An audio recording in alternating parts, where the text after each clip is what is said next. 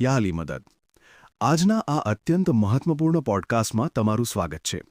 આજે આપણે એક એવા વિષય પર ચર્ચા કરવા જઈ રહ્યા છીએ જે આપણા રૂહાની એટલે કે આધ્યાત્મિક જીવન અને રોજબરોજના વર્તન સાથે સીધો જોડાયેલો છે. આજનો આપણો વિષય છે જમાતખાનામાં આપણો પહેરવેશ, હયા એટલે કે મર્યાદાનો ખ્યાલ, જે આપણા નૂરની નજરમાં અને આપણી રૂહાની જિંદગી માટે બહુ જ મહત્વનો છે. જેમ જેમ જમાનો બદલાતો જાય છે તેમ તેમ આપણી અદબ અને હયામાં પણ ફેરફાર આવતો જાય છે. શું તમને નથી લાગતું કે જમાતખાના જેવી પવિત્ર જગ્યાએ પણ હવે ફેશન વધી ગઈ છે? મૌલા અલી મદદ, તમારી વાત સાચી છે. જમાતખાનું એ માત્ર ઈંટો અને પથ્થરથી બનેલી કોઈ ઇમારત નથી. એ ઇબાદતનું ઘર છે, કોઈ ફેશન ક્લબ નથી. હયાનો સીધો સંબંધ આપણી રૂહાનિયત સાથે છે.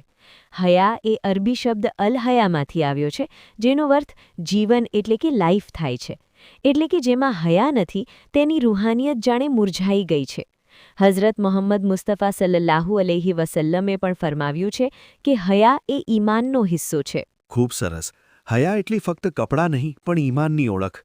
તમે ઘણીવાર મૌલા સુલતાન મોહમ્મદ શાહના ખરાધર જમાતખાનાવાળા કિસ્સાની વાત કરો છો. એ વિગતવાર જણાવશો? ચોક્કસ. આ 1945ની વાત છે. મૌલા બાપા ખરાદર જમાતખાનામાં પધાર્યા હતા. ત્યાં એક બહેન અત્યંત કિંમતી અને તે સમયની લેટેસ્ટ ફેશનના ભપકાદાર કપડાં પહેરીને મહેમાની માટે આવ્યા. મૌલાએ તેમને જોઈ ત્યારે તેમણે તેને પોતાની પાસે બોલાવીને પૂછ્યું, બેટા તારું ઘર ક્યાં છે? બહેને કહ્યું કે નજીક જ છે. ત્યારે મૌલાએ ફરમાવ્યું, અત્યારે ઘરે જા અને આ કપડાં બદલીને બિલકુલ સાદા કપડાં પહેરીને આવ, હું 1 કલાક અહીંયા જ છું. અને પછી શું થયું? પોતાના ઇમામના આદેશનું પાલન કરીને તે બહેન તરત જ ઘરે ગયા અને સફેદ સાદા કપડાં પહેરીને જમાતખાનામાં પાછા આવ્યા. ત્યારે તેને આવા સાદા સફેદ પોશાકમાં જોઈને ઇમામે તેને આવકારી અને એક અત્યંત ગહેન અને જીવનભર યાદ રહે તેવો સંદેશ આપ્યો. ઇમામે કહ્યું, તમારો દેખાવ હવે પહેલાં કરતાં ઘણો સારો લાગે છે. તમે મારા ઘરમાં છો, કોઈ ક્લબમાં નથી. તમારે મારા ઘરની પવિત્રતાનું સન્માન કરવું જોઈએ. આ એક વાક્ય, ક્લબમાં નથી મારા ઘરમાં છો, એ આપણને સમજાવે છે કે ખુદાના ઘરની ગરિમા શું હોય. દુનિયાવી મેળાવડાઓ અને પવિત્ર બંદગીની જગ્યા વચ્ચે કેટલો મોટો તફાવત છે. ઇસ્લામમાં રંગો વિશે પણ વાત હતી, ખાસ કરીને સફેદ રંગ વિશે. એના વિશે શું કહેશો? ઇસ્લામ પહેલાંના સમયમાં લોકો શોક મનાવવા કાળા કપડાં પહેરતા, પણ રસૂલે પાકે તેને અટકાવ્યું અને સફેદ રંગને મહત્વ આપ્યું. સફેદ રંગ સાદગી અને સમાનતાનું પ્રતીક છે. જ્યારે બધા સફેદ કે સાદા કપડામાં હોય ત્યારે અમીર અને ગરીબનો ભેદ મટી જાય છે.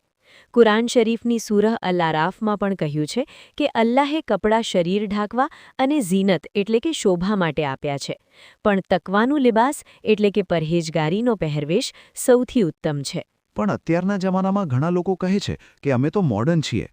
તો શું ઇસ્લામ મોડર્ન ફેશનની વિરુદ્ધ છે? ના, ઇસ્લામ ફેશનનો દુશ્મન નથી, પણ બેહયાઈ અને અશ્લીલતા એટલે કે વલ્ગેરિટીનો દુશ્મન છે. પશ્ચિમી દેશોમાં થયેલા સ્થળાંતરના કારણે જવાતખાનામાં ટૂંકા સ્કર્ટ અથવા ડીપ નેકલાઇન જેવા અયોગ્ય પહેરવેશનું પ્રમાણ વધ્યું છે. યુવાનો પવિત્ર ગીનાન ગાતી વખતે પણ અયોગ્ય કપડાં પહેરે છે, જે એ પવિત્ર સ્થળની ગરિમાને નુકસાન પહોંચાડે છે. હુસૈન નસ્ર જેવા વિદ્વાનો કહે છે કે જમાતખાનામાં આવતી વખતે ઝીનતનો અર્થ મોંઘા ઘરેણાં નથી, પણ પાકીઝગી એટલે કે ચોખ્ખાઈ અને સાદગી છે.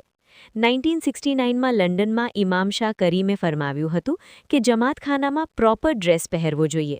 કપડાં બહુ ટૂંકા કે બહુ મોંઘા ન હોવા જોઈએ. અદ્ભુત. પણ ઘણીવાર લોકો કહે છે કે પશ્ચિમી દેશોમાં તો આ બધું સામાન્ય છે. આ બાબતે મૌલા શાહ કરીમે ક્યારેય કોઈ માર્ગદર્શન આપ્યું છે? જી બિલકુલ. 1979માં લંડનના ઓલિમ્પિયા હોલમાં ઇમામ શાહ કરીમ પધાર્યા હતા. ત્યારે 3 બહેનો તેમના દીદાર માટે આવી. તેમાંથી 2 બહેનોએ જમાતખાનાની મર્યાદાને અનુરૂપ યોગ્ય પોશાક પહેર્યો હતો, પરંતુ ત્રીજી બહેને સ્લીવલેસ એટલે કે બાંઈ વગરનું શર્ટ પહેર્યું હતું.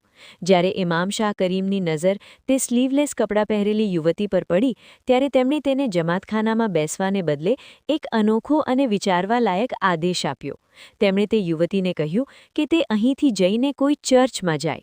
તે યુવતી ઇમામના આ આદેશથી અત્યંત મૂંઝવણમાં મુકાઈ ગઈ, પરંતુ આજ્ઞાનું પાલન કરીને તે નજીકના એક મોટા ચર્ચમાં ગઈ. તે સમયે ચર્ચની અંદર યુકરિસ્ટ નામની ખ્રિસ્તી ધર્મની એક અત્યંત પવિત્ર ધાર્મિક વિધિ ચાલી રહી હતી. યુવતી ચર્ચની અંદર પ્રવેશી અને પાદરી પાસે જવા માટે ભક્તોની લાઇનમાં ઊભી રહી. જ્યારે તેનો વારો આવ્યો અને તે પાદરીની બિલકુલ નજીક પહોંચી ત્યારે પાદરીએ તેને ત્યાં જ અટકાવી દીધી અને સ્પષ્ટ કહ્યું કે આવી પવિત્ર જગ્યાએ બંદગી માટે સ્લીવલેસ કપડાં પહેરીને આવવાની મંજૂરી બિલકુલ નથી અને આખી બાઈના કપડાં એટલે કે ફૂલ સ્લીવ્સ કપડાં પહેરવા ફરજિયાત છે. આ સાંભળીને તે યુવતી રડવા લાગી. તેને તરત જ સમજાઈ ગયું કે ઇમામે તેને સજા કરવાને બદલે એક સાર્વત્રિક પાઠ ભણાવવા મોકલી હતી. આદર અને મર્યાદા એ માત્ર એક ધર્મ પૂરતી સીમિત બાબત નથી, પણ કોઈ પણ ધાર્મિક ઈશ્વરના ઘરમાં પ્રવેશવા માટેની મૂળભૂત જરૂરિયાતો છે.